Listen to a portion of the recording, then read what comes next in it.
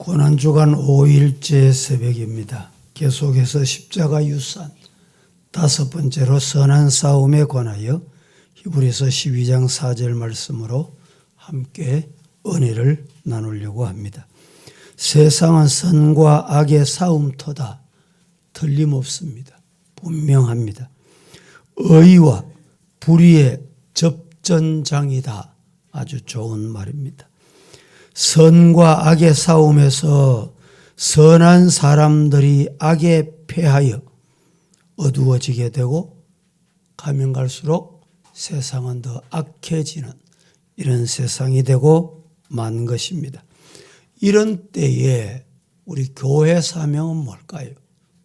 성도의 사명은 무엇인가?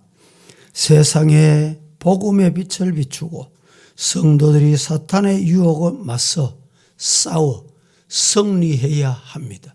믿으시기를 축복합니다. 오늘 본문 4절 말씀은 너희가 죄와 싸우되 어떻게 싸워야 되는가? 피 흘리기까지 대항하거라. 이렇게 일러주고 있습니다. 영적 전쟁은 필연적이요 아주 치열합니다. 무엇과 싸워야 할까요? 죄와 싸워야 합니다. 여러분, 죄가 자기 혼자 돌아다니지 않습니다. 죄만 어디 왔다 갔다 하지 않습니다. 이 죄는 꼭 사람에게 붙어 다닙니다. 사람을 통해서 죄짓게 합니다. 사람을 통해 시험에 들게 한다 이 말입니다. 인격에 붙어서 활동하고 그 결과를 만들어내는 것이 오늘날 세상의 죄 때문인 것입니다. 지상교회를 일컬어서 가변적 교회다. 이 말을 또 다른 표현으로는 전투적 교회다. 교회를 왜 전투적 교회라 하냐? 이런 분도 혹 있는데 주님이 왜 교회를 가변적 교회, 전투적 교회, 신학적으로 이렇게 표현하게 하셨을까? 이유는 악한 마귀, 사탄, 죄와 교회는 싸워야 합니다. 그래서 교회가 승리해야 합니다. 교회가 승리해야 한다는 것은 성도가 승리해야 한다. 성도가 승리하는 방법이 뭘까요?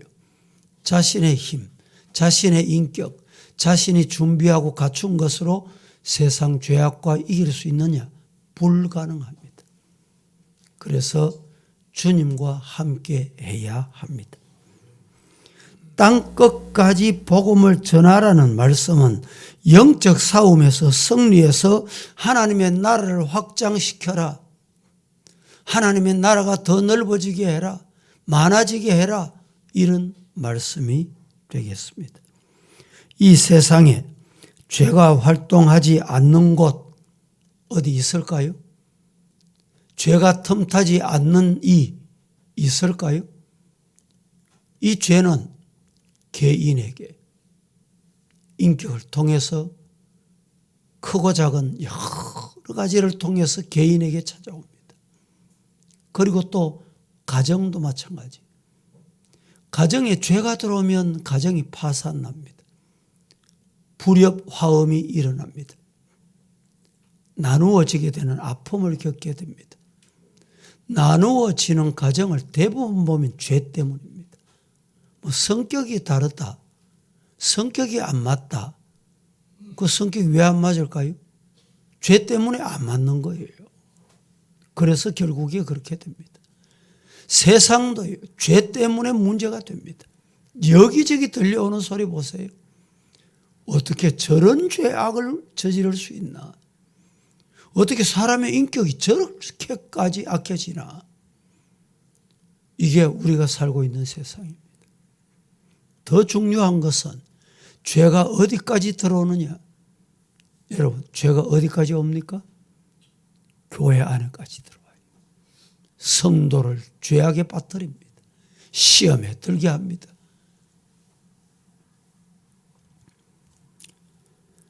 악한 영들의 활동 무대는 제한되어 있지 않습니다. 우리는 무대를 사용하지 못하는 것도 악한 사탄은 그것을 무대로 삼습니다. 그렇기 때문에 따라하십시다. 영적 싸움을 싸우자. 아이고 나는 안 싸울래. 나는 구경만 할래. 나는 가만두어 그냥 거기 안 끼어들래. 여러분 영적 싸움에 안 끼어들면 어떻게 돼요? 패하는 거예요. 사탄의 도구가 되는 거예요. 따라합니다. 선한 싸움을 싸우자. 영적인 싸움은 싸워야 돼요. 선한 싸움은 싸워야 합니다. 믿습니까? 그래서 싸우지 않으면 어떻게 되느냐? 패합니다. 집니다. 죽습니다. 첫째, 선한 싸움은 십자가를 참는 것이 가장 좋은 싸움입니다.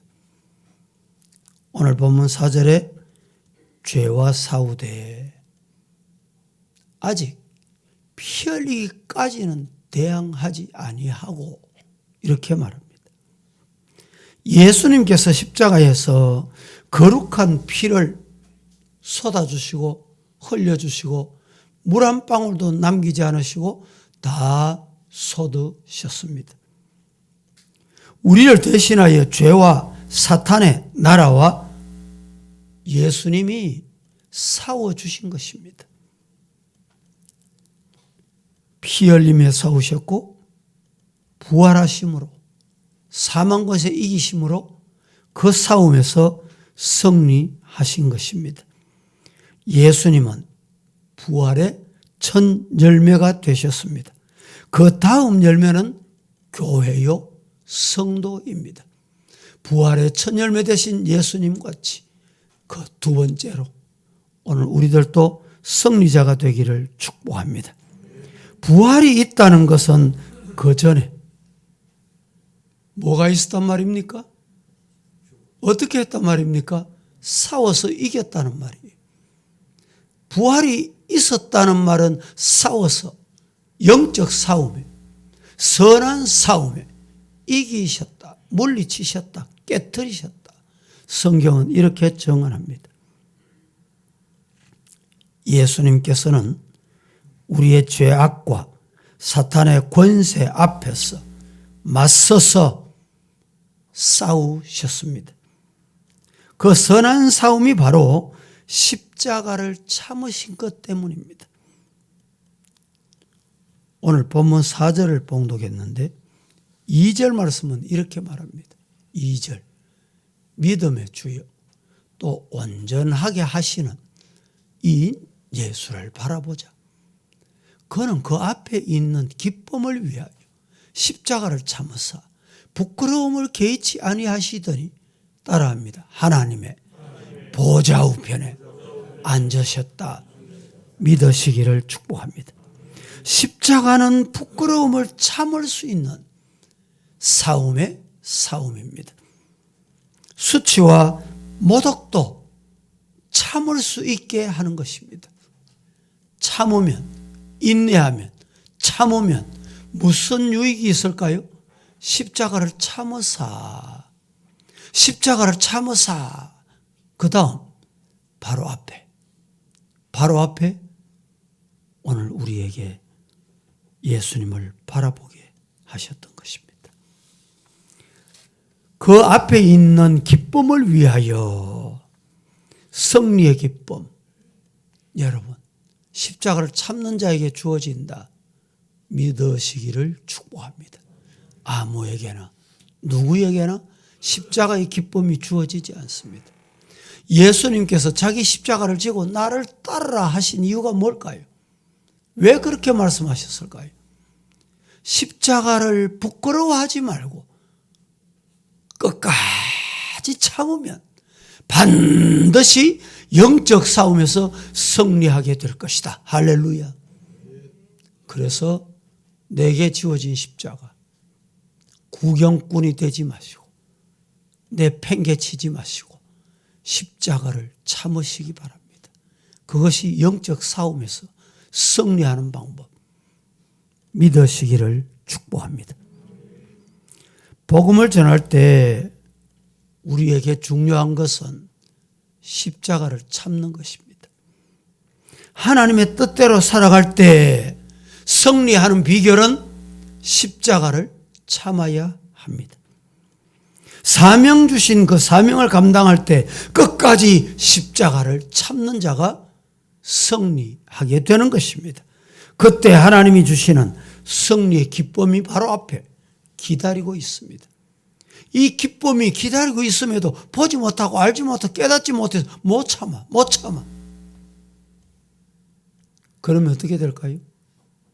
패배자가 되고 마는 것입니다. 두 번째, 선한 싸움을 어떻게 싸워야 할까? 방법은 간단합니다. 선한 싸움은 예수님을 바라보면서 싸워야 해요. 예수님 바라보시기를 주님 이름으로 축복합니다.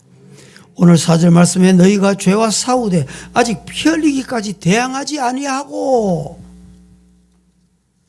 오늘 여러분에게 나누어 드린 책자 십자가 유산 41페이지에 왜 십자가 유산이라고 했느냐? 이 손양원 목사님의 신앙의 유산을 우리는 물려받고 이어받고 따라가야 돼. 그리고 이 유산을 우리 자손들에게, 우리 후손들에게, 우리 후대에게 물려줘야 합니다. 손양원 목사님께서 두 아들 동신에게 보낸 편지가 있습니다. 그 편지 내용이 여러분 받으신 책자에 기록되어 있습니다. 내용은 이렇습니다. 아들 동인에게 당부합니다. 피 흘리기까지 라고 했듯이 죄를 너무 무서워하지 말고 웬만한 노력으로는 이겨낼 수 없다. 물러서지 말거라. 이렇게 다 일렀습니다. 피 흘리기까지라고 했듯이 죄가 너무 무섭고 강하기 때문에 웬만한 노력으로는, 인간의 방법으로는, 사람의 힘으로 이길 수가 없습니다. 그래서 인생에 3대 원수가 있다. 맞는지 보세요. 우리 인생에는 3가지 원수가 있다. 첫째, 육체의 욕심.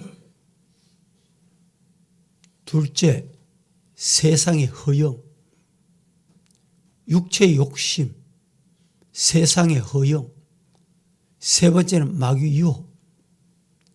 우리 인간에게 찾아오는 3대 원수.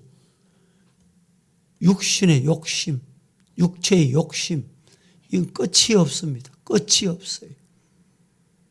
어떤 방법으로든 변칙을 써서 세금을 적게 내야지, 안 내야지. 왜 그럴까요? 물질의 욕심, 육체의 욕심 때문에 그렇습니다. 왜 이웃과 싸웁니까?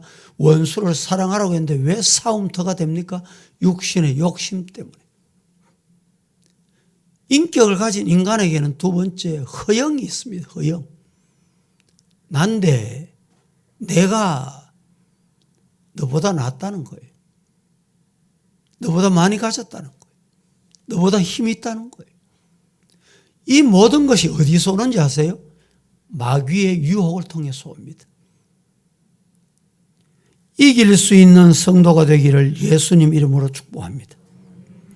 오늘 2절 말씀에 믿음의 주요 온전케 하시는 이인 예수님을 바라보자. 예수님 바라보면 이길 수 있습니다.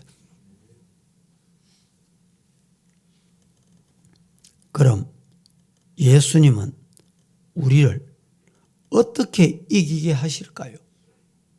예수님 바라보면 예수님께서 우리를 이기게 하신다. 그래서 바라보는 거예요.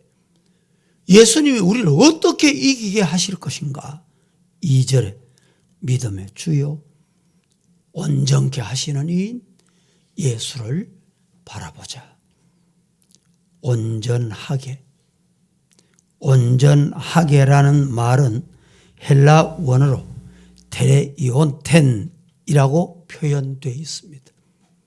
이 말을 다른 말로 표현하면 완전하다, 완성되다 이런 뜻이 담겨 있는 단어입니다. 예수님은 완성자이십니다. 완전하게 하시는 분이십니다. 무엇을 완성하셨습니까? 우리의 구원을 완성하신 분입니다. 하나님의 자녀 되게 하신 분입니다. 할렐루야. 예수님은 교회를 완전하게 하십니다. 우리의 영과 육을 완전하게 하십니다. 우리의 믿음을 완전하게 하시는 분이 바로 예수님이십니다. 우리의 기도, 하나님께 드리는 예수님의 이름으로 드리는 기도를 완전하게 하십니다. 그래서 내 이름으로 기도하라고 하셨잖아요. 우리의 모든 일을, 크고 작은 일을, 시험도, 악함도, 죄악도 이기게 하시는, 완전하게 하시는 분입니다. 영적 싸움에서 완전하게 이기게 하시는 분 누굽니까? 예수님. 그래서 예수님 바라보자. 예수님 바라보는 성도 되기를 살아계신 예수님 이름으로 축복합니다. 빌립보서 4장 13절 말씀에 내게 능력 주시는 자 안에서 내가 모든 것을 할 수 있다. 능력 주시는 자가 누구라고요? 누가 능력 주신다고요? 예수님 바라보면 예수님이 주십니다. 이 능력 받으시기를 주님 이름으로 축복합니다. 종교개혁자 마르틴 루터가 이런 말을 합니다. 루터의 딸이 마그데리나 딸의 이름입니다. 중병에 걸렸습니다. 죽게 됐습니다. 루터는 딸을 품에 안고 죽어가고 있는 사랑하는 딸에게 질문을 던집니다. 어떤 질문이냐? 잘 들어보세요. 사랑하는 딸아, 하나님 앞에 가서 편안하게 지나는 것이 좋겠니? 아니면 아픈 몸을 가지고 아빠와 같이 사는 것이 좋겠니? 지금 숨을 헐떡이고 있는 딸을 향해서 이렇게 질문합니다. 딸이 대답합니다. 눈물을 흘리며 대답합니다. 아빠, 언젠가는 아빠도 하나님 앞에 오실 텐데 제가 먼저 가서 주님 품에서 편안하게 살면서 아빠를 기다리고 싶어요. 그 순간 딸은 하나님 앞으로 갔고 루터는 하나님이 편안하게 해주심을 느꼈습니다. 예수님께서 딸과 루터를 온전케 하신 것입니다. 어디서 이런 힘이, 어디서 이런 말이, 어디서 이런 고백이 나올 수 있을까요?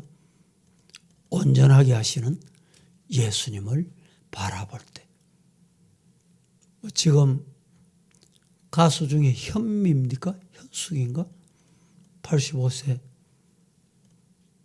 서울의 어떤 분 목사님과 통화를 하다가 바로 며칠 전에 교회 행사를 하는데 그분이 와서 특송을 했대요. 그런데 뜻하지 않게 혼자 있다가 세상을 떠난 거예요. 여러분, 우리 생명은 내가 제 아무리 준비해도 내 방법으로 되는 게 아니고 하나님의 손에 달려 있습니다. 언제일지는 누구도 모릅니다. 모릅니다. 그동안에 생명 주셨을 때 예수님 바라보시기를 예수님 이름으로 축복합니다.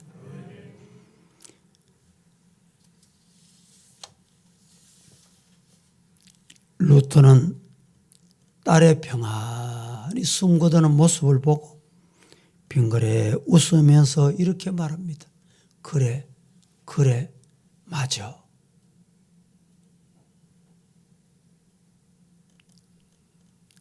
성도 여러분, 오늘 이런 위로, 이런 은혜, 이런 고백 누가 가능할까요? 예수님 바라보는 자만이 가능합니다. 말씀을 맺겠습니다. 손양은 목사님은 예수님을 닮은 분이라고 그 당시에 많은 성도들이 외쳤습니다. 사랑하는 두 아들이 공산당의 손에 맞아 순교했을 때 얼마나 비통하고 얼마나 원망스러웠겠습니까? 그러나 목사님은 그 두 아들이 공산당에 희생당하는 순간에도 예수님을 바라봤습니다. 예수님께서 목사님의 영과 육을 온전하게 하셨기 때문에 슬픔을 이길 수 있었던 것입니다. 두 아들을 죽인 원수를, 여러분, 두 아들의 목숨을 빼앗아간 원수를 드디어 용서해 주었습니다. 용서한 것으로 끝난 것이 아니라 그 원수를 양자로 입양합니다. 아니, 아들로 삼았습니다. 원수가 회개하고 주님의 종이 됐습니다. 원수가 주의 종으로 서임받다가 질병으로 임종을 맞이할 때 그의 임종을 지켜보는 성도들 앞에서 이렇게 고백했다고 합니다. 천국에서 제일 먼저 동신에게 무릎 꿇고 죄 사함 받겠습니다. 진정 회개한 자예요. 회개한 자의 모습은 이렇습니다. 회개는 했는데 행동이 안 변해. 회개는 했는데 말이 안 변해. 회개는 했는데 세상 가면 달라. 회개일까요? 하나님이 기뻐하실까요? 양자가 될 수 있을까요? 손양은 목사님은 깊은 묵상 가운데 9가지 감사를 드렸다. 너무 유명한 말입니다. 여러분들도 여러 번 들으셨겠지만 제가 한번 소개해 보겠습니다. 나 같은 죄인의 혈통에서 순교의 자식이 나오게 하시니, 그 다음은 여러분이 해보세요.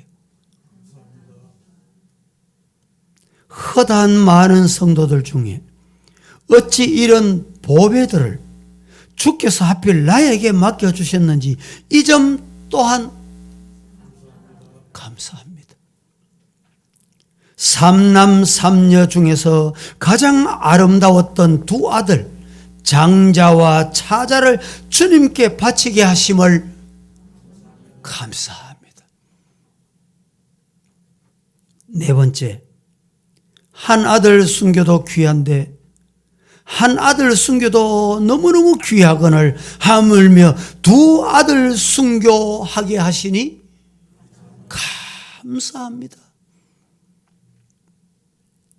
다섯 번째, 예수 믿다가 죽는 것도 큰 복이거늘 하물며 전도하고 또 전도하고 복음 전하다가 순교하게 되었으니 감사합니다.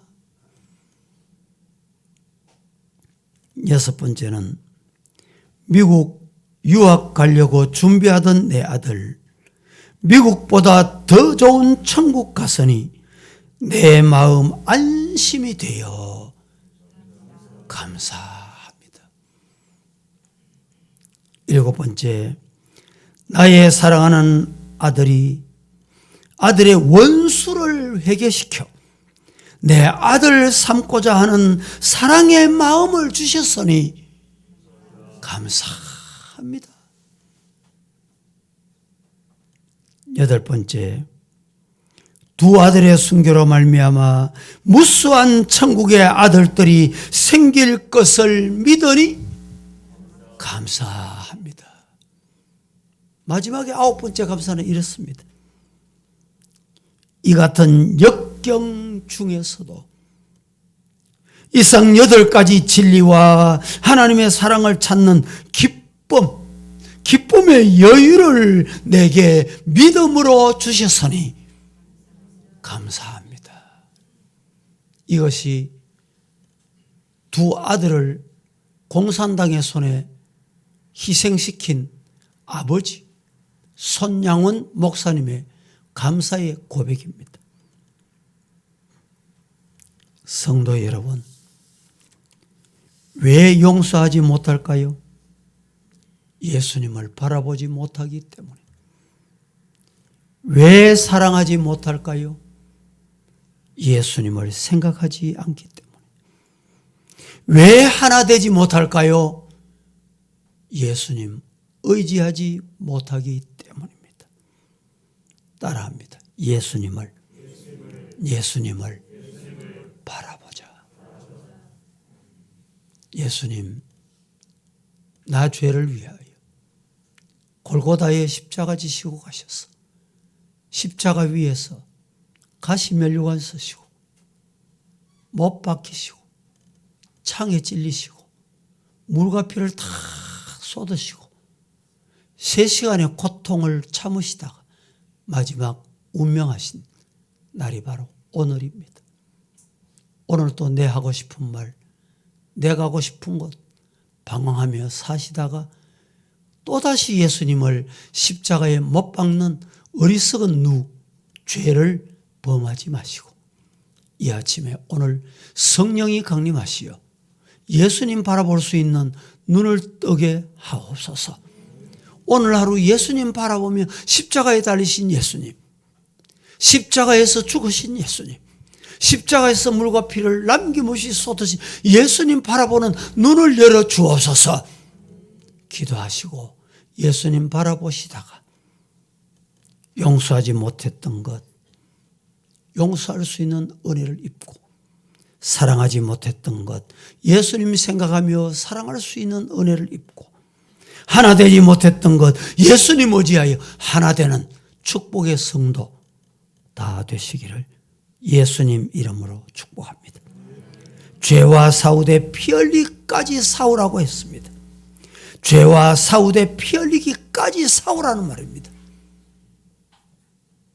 승리를 바라보시면서 십자가를 참으셨던 예수님, 온전하게 하셨던 예수님을 바라보고 죄악을 이기고 사탄을 이기고 세상의 악함을 이기고 세상을 따라가지 않고 자신을 이기고 사탄 마귀가 우리에게 던져주는 시험, 이 시험까지 이겨서 부활주일에 부활의 영광에 동참하는 우리 성도 다 되시기를 예수님 이름으로 축복합니다. 찬송하겠습니다.